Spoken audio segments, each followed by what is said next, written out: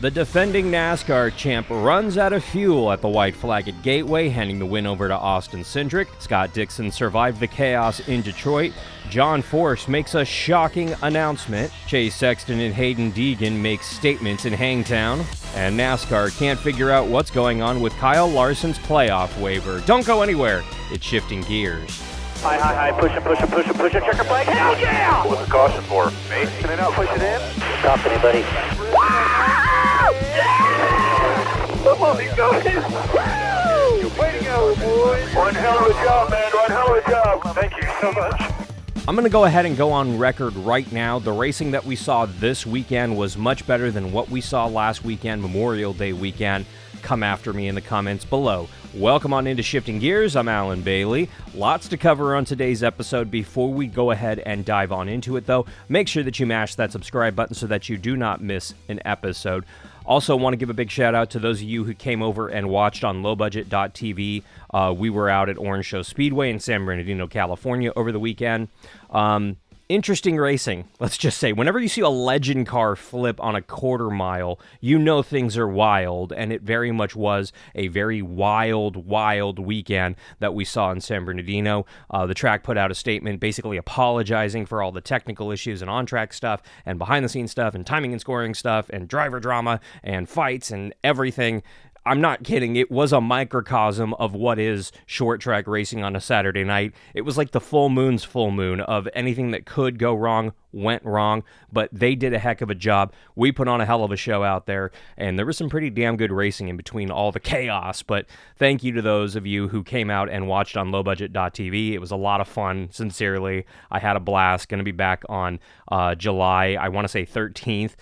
Can't wait for that one. So let's just go ahead and jump on into it because there is so much to cover in today's show. Let's go ahead and open it on up with today's Hot Topics. We start in the world of NASCAR. Austin Cindric picked up the win in Gateway as his teammate and defending NASCAR champ Ryan Blaney ran out of fuel at the white flag. Cindric snapped an 84-race winless streak, and he is back in the playoffs with that famous blue two-deuce.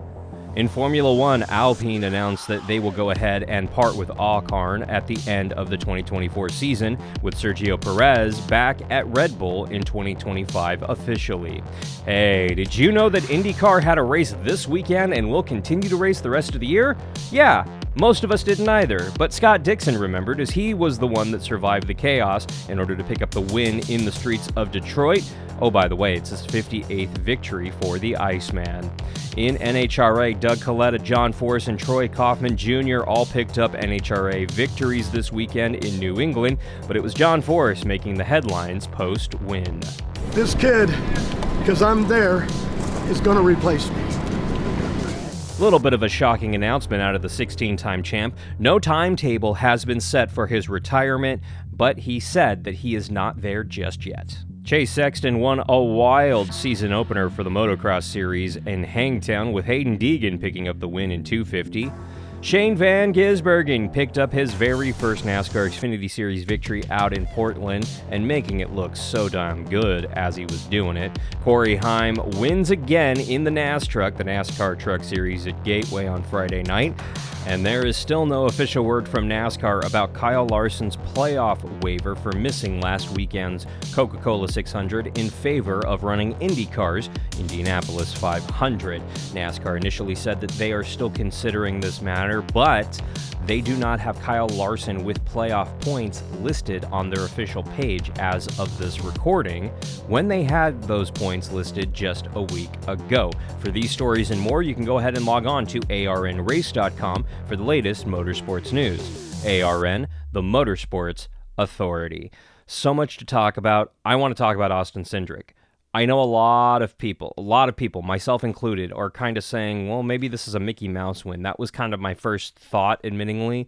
But then I went back and really thought about it and looked at the race itself. This is a guy who was running top 10, top 5 for a majority of this race. And yes, this track was extremely hard to pass on. Yes, this track had a tire that didn't have a whole lot of fall off and a whole lot of time that was given up on the racetrack.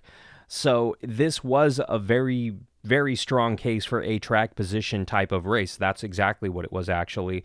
But Austin Cindric was still the guy who put himself in position to be there to capitalize on, frankly, his teammate Ryan Blaney's mistake. Ryan Blaney and everybody over there at that 12 team screwed up. Either they miscalculated by a single lap, or Blaney ran it harder than they realized, and they still miscalculated their fuel calculations. So either way, the fuelman on that 12 car is probably looking for a new job this week. Sad to say, that's just the industry. That's how this company works. That's how this sport works. But Austin Cindric snapped that 85 race winless streak that dates back to the Daytona 500 in 2021. And now I'm honestly looking at this guy going, you know what? Maybe, just maybe, he might have something for the championship, maybe. He's definitely the upset. He's the guy who no one, I repeat, no one had in their championship bracket. Nobody did. And he just blew up everybody's playoff bracket, essentially. The playoff predictions are completely out the window. Nobody thought this guy was going to turn it around this season, sincerely. He'd been struggling ever since he got into the Cup Series, and other than his lone Daytona 500 victory, we didn't really think that this guy had what it took to stay in the Cup Series. I disagree. Penske's been a little off week to week, but in the long run, they tend to pull it together. I mean, they've won 2 championships back-to-back, and potentially could do it a third year with Austin Cindric or Ryan Blaney. Not with Joey Logano. I think they're just off. Logano is missing something for whatever reason. They need to figure it out. But it's still worth noting that Austin Cindric really showed up this weekend. He's a guy who, remember, at one point, won 6 NASCAR Xfinity Series races, then the next season won 5 races in the Xfinity Series and a championship. This is a guy who is a contender, and this is a guy who knows how to get it done. He has skills behind the wheel. I just think he is kind of a byproduct of that guy that's struggling over at Penske. Something else is just off over there at Team Penske. And listen, they're starting to figure it out. They're starting to get it together, and that is going to be extremely dangerous for the rest of the field. Out of New England this weekend, we saw a little bit of history. John Force, who just turned 75 years old, by the way, 16-time NHRA Funny Car champ, got his 157th victory out of New England. And this is not a surprise. He picked up a victory earlier this season, and that was a record, and now this is another new record. And he's been the guy who can still get it done on the racetrack. There's been no question, there's been no doubt about his ability, even at 75 years old, to wield a race car down that quarter mile. However, the question of his retirement has always persisted. Ever since I've professionally been covering motorsports for now 10 plus years, the question has always been every single year, when are you retiring, John? When are you going to hang it up? Who's going to replace you, John? And finally, we've gotten the answer to at least one of those questions. He's the guy who's been skirting this and dodging these questions because he simply didn't know, and that was sincere. And even I got a chance to talk to him off mic earlier this year, and he still didn't want to talk retirement. But this weekend, we got a hell of an announcement out of John himself. This kid, because I'm there, is going to replace me. Didn't see that coming. Really didn't. I mean, I kind of saw Austin Prock taking over that funny car for John when John decided to go ahead and step out of the car. Robert Hight is taking a year off because of medical reasons, and Austin stepped in the car for him. But now, the fact that John has more or less named a replacement, that's all that's happened, by the way. Can we actually look at John Force's career now and say it's over? No, he just won a race days ago. Like, this is a guy who is still contending for his 17th championship this year as a driver. What? He is 75 years old and he is out there kicking ass, and I sincerely believe if John wanted to, he could probably still race in 5-10 years, perhaps. I don't know how his health will be in 5 or 10 years because I am not his doctor, but I will say that he is still there mentally. He can still get the job done. He just picked up the victory this weekend. I think that Austin is the future of that organization. I think he is potentially going to be the next superstar John Force in the NHRA, and that is something that the NHRA desperately needs. They need that pillar driver who is really going to solidify in non-race fans drag racing. John Force has been that guy for the better part of 30, 40, 50 years at this point. Damn, do I feel old.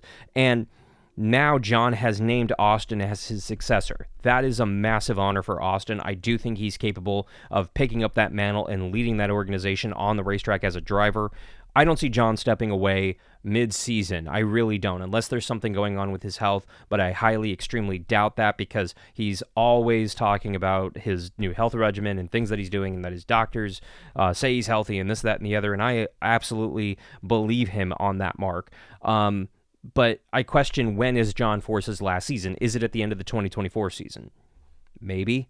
He said that he's there. He physically handed him that trophy. When he physically handed him that trophy, you could see the emotion on Austin's face. I was getting emotional when I saw that interview. I was like, oh my God, was that it?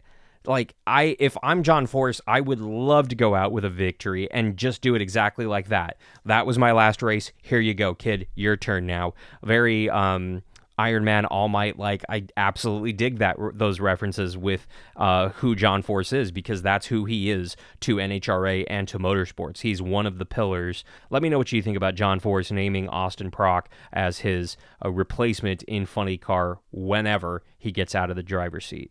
And now that I've rambled on, let's go ahead and open up the comments down below for a little bit of your hot takes. We're going to go ahead and start with this one. Yes, he should get a waiver, but if NASCAR doesn't grant him the waiver, then perhaps Larson and HMS should part ways with NASCAR for the remainder of the season and use the opportunity to get some more seat time in IndyCar and perhaps even IMSA to prepare for Le Mans in the future. I'm sure that wouldn't sit well with NASCAR, but they only have themselves to blame. Why? NASCAR wants its championship, its star drivers racing in their series. I know that's a crazy concept to you kids, but that's just is what it is. And yes, they have granted waivers left and right for reasons A, B, C, D. They even gave one to Matt Kenseth, who had no intention of racing for the championship in 2020, and ironically took over Kyle Larson's car. And NASCAR immediately said, "You're playoff eligible. You're fine, Matt. Come on, come play for a championship. Why not?" And listen, Larson and Hendrick Motorsports and Rick Hendrick all said, we're going to do the double, but our priority is the Coke 600. Going to start that Coke 600. Going to run that Coke 600. And then the day of the race, rain for both events was threatening both of them and Larson's double. And what did they say at the 11th hour? What decision was made day of? You know what? We're going to go ahead and stick with IndyCar. We're going to go ahead and run the Indy 500, and we'll get to NASCAR when we get to it. Larson had the opportunity to not run the double, to not run the Indy 500, and to actually do his day job, and they chose not to.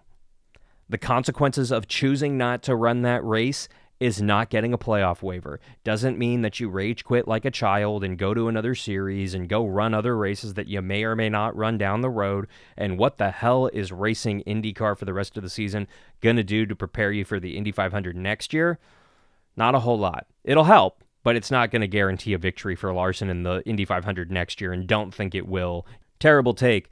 This will essentially end the attempt at doing the famous double. NASCAR will suffer not having one of their best drivers in the playoffs where he belongs, and whomever wins the championship will forever have an asterisk next to their name. What a joke. Why? Why? Because somebody else actually followed the rules and ran all the races and actually competed the way that NASCAR intended them to compete and did what they were supposed to do, and they win the championship. But Kyle Larson didn't win it. Why? Has Kyle Larson been in the Final Four every single year since he's been at Hendrick? No. Came close, but no. And yes, I agree, Larson does have a really good shot at making the Final Four, but will he? No one knows, because we're not there yet. Period. And the 5-team and Hendrick could fall off between now and the playoffs, and all of a sudden, this whole conversation is mute and invalid. And what do you do at that point? I don't know. But I don't care if you think it's a terrible take. Larson does not deserve a waiver. Period. I know that RFK is not interested in getting a cup charter at this time, but what them coming back and making a return to Xfinity, I think they would be a good resurgence story.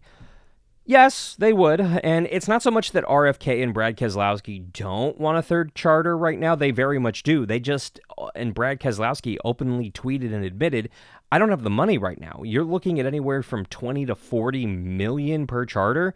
RFK doesn't have that money. He has said that, and there is nothing wrong with that. who the hell does have $20 million sitting around? No one at this point, honestly. And I get it. They really want that third charter. They can't get it right now. I do think that actually the Xfinity Series team, formerly known as Stewart-Haas Racing, heading over and merging with RFK would be a very, very cool story. Right now, the current rumor is that management of that Xfinity Series team is looking for investors to more or less buy the assets and spin it off as its own company.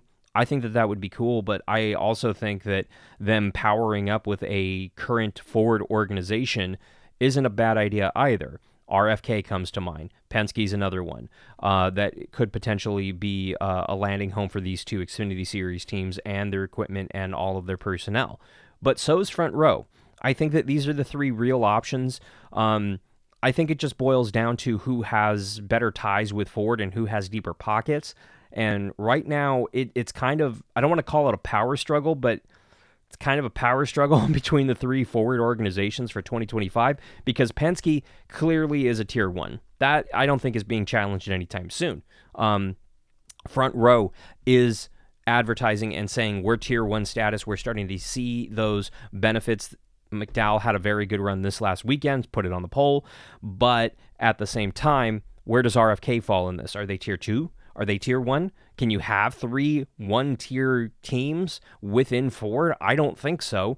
And I think that RFK potentially picking up Stewart-Haas Racing's 2 Xfinity Series teams and that program and merging it into RFK under that banner could potentially bring RFK to that number 1 seed again within Ford. But again, it's a power vacuum between these 3 teams. We're going to have to wait and see. You can go ahead and leave me any comment or thought in the comments down below.